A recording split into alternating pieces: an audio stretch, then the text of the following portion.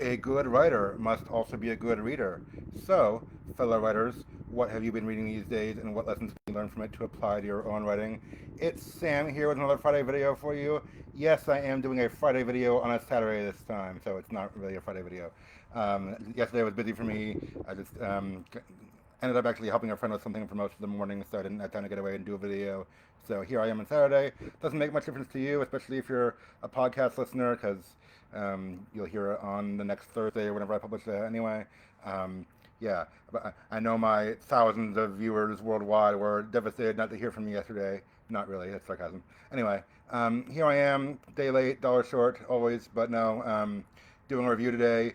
I've been trying to do not just book reviews, but comics reviews too, since I'm still reading a good number of comics, at least trying to. Well, I mean, while also reading other books, it's hard to find the time for it all, but, I'm trying to keep up with my genre and with the contemporary fiction world, I mean, reading is a big part of my schedule. Anyway, I recently read a big collection of the Escapist comics published by Dark Horse. Um, they're written by, well, of course, a number of different authors and artists contributed. Michael Chabon is kind of the big name, and other people too.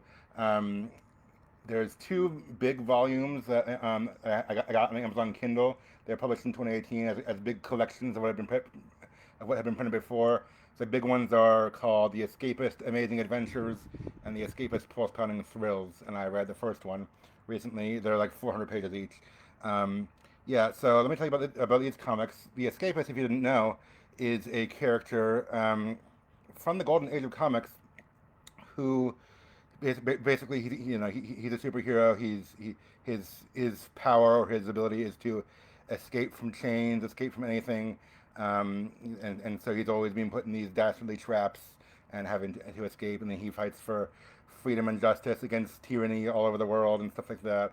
So a really interesting character. Like I said, he started in the golden age in the 30s or so, right around time with Superman and Batman, and he, like other characters, many different authors and artists have handled him over time, and there's been, as the genre has evolved and changed, so has the Escapist and his portrayals, but he's endured the generations, and this collection is a sampling of those stories. Only problem with that is that what I just told you is not true. The Escapist has not been around that long. He is a character from, I guess, a book within a book from a novel. So earlier this year, I reviewed this novel. It's called The Amazing Adventures of Cavalier in Clay by Michael Chabon. I said it was the best book I've read this year so far. 3 months later, I still think that. It might be the best book I read of the year, period, by the end of the year. So we'll see. You can go check out my review if you want to. Go a few months back and find the one about Cavalier and Clay by Michael Chabon. This is a piece of life, coming of age, historical fiction story about two young Jewish boys in the 30s and later, and because it follows them growing up toward the end, who get together and make a comic book character and and end up like becoming semi-famous making comic books. And the character they create is the Escapist. So this novel was written in 2000. It won the Pulitzer Prize in 2001. I told you it was good.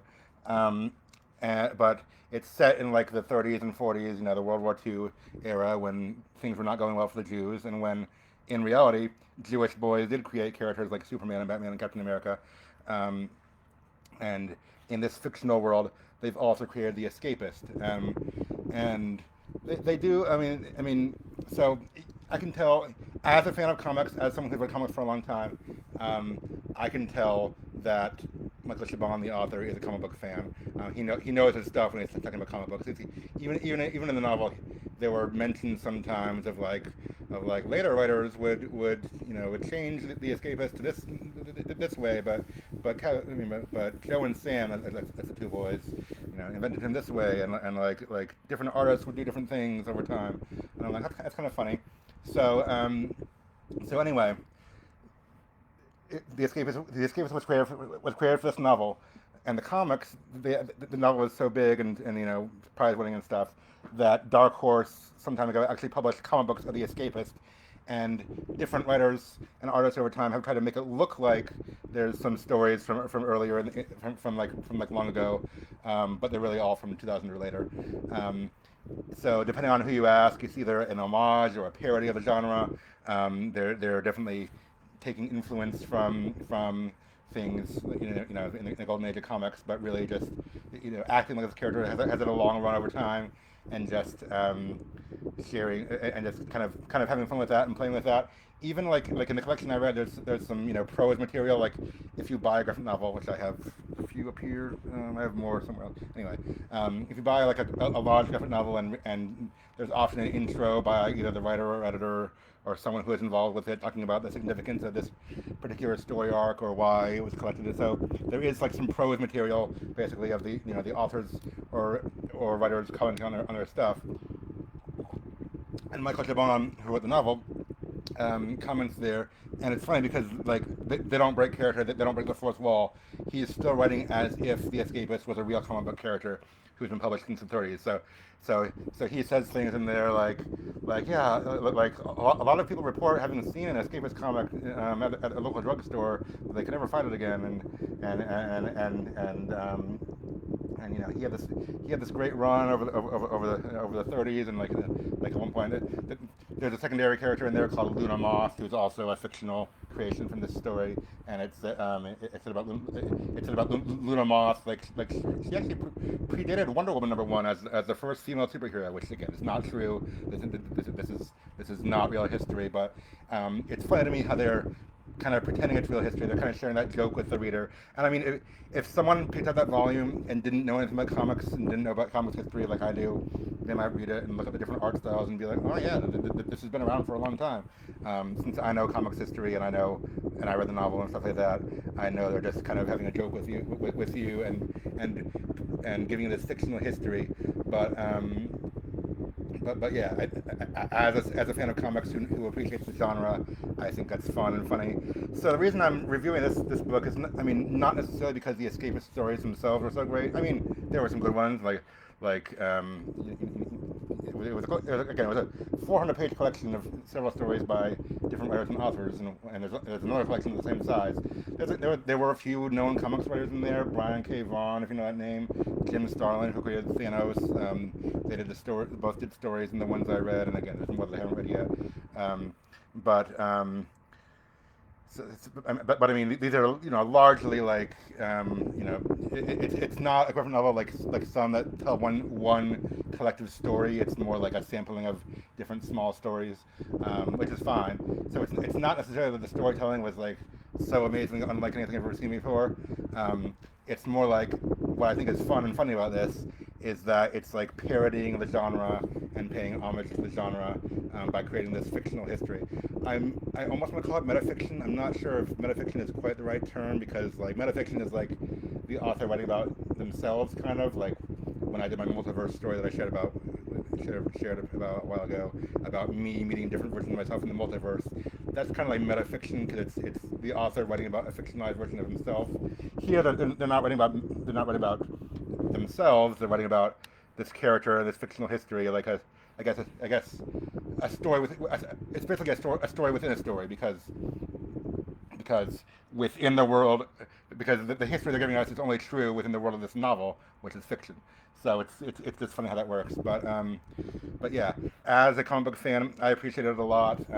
Again, there's another volume I haven't read yet, and I'm gonna read that one too, because I really like the novel, and I want to read the comics based on it now because I'm a comics fan too. So yeah, so I guess what I'm saying is, it can be fun and interesting to maybe pay an homage to your genre as a writer. I'm not quite sure how this would work yet. That'd be like if I, I'm also writing a superhero story. Like if I wrote an introduction that said like about my characters who are the book is called Fractured Heroes, and the characters are like flawed heroes who don't always get it right. Which at one time that was a new concept in comics. Marvel was largely credited with with introducing that, like the Spider-Man Fantastic Four era of the '60s. So like if I wrote, yeah, I was inspired by this novel by some old comics I found, of the fractured heroes from actually the late '50s, and they predated Marvel by a few years. Obviously, so that's not true, but like I could write a fictional history about that if I wanted to, or just like trace how the characters have been handled over time. Again, fictionally, because I'm the only one who's handled them over time. But yeah, so it's so I don't know how to apply this to your genre. Like if you're writing fantasy or sci-fi or something, it'll be an interesting exercise to just to like even if you don't write out a whole history or whatever, just like think through like what would you do if you did that, like if you, you know, as a fan of your genre, because I mean most of us have to be fans of the genre we're writing in. We know a thing or two about it, and that's why we choose to write in it. So we kind of like ask yourself like if your fantasy novel was like one of the early fantasy novels, and you know it had this cultural inspiration over time, like what would you say about it? You know, what kind of homages or maybe parodies or nods to the genre would you try to include? And you could even think about if you wanted to write a short essay or a one-page something about like, yeah, here's the fictional history of this book that was from back in the 1950s or whatever, when it's actually your own book that you're writing. I haven't actually written that myself. I have not written a one-page summary of myself like that for myself, but something like that could be a fun exercise if you want. So I just think one, again, the novel was amazing. I recommend you to go check out my review of that earlier if you're interested in hearing it, or just go to your library and find the novel because it's a good book. Secondly, if you're into comics and if you're the kind of person who likes that kind of thing, like meta fiction almost, I wouldn't say fourth wall breaking. It's like the opposite of fourth wall breaking. It's like they're putting up an extra wall and kind of doing a story within a story.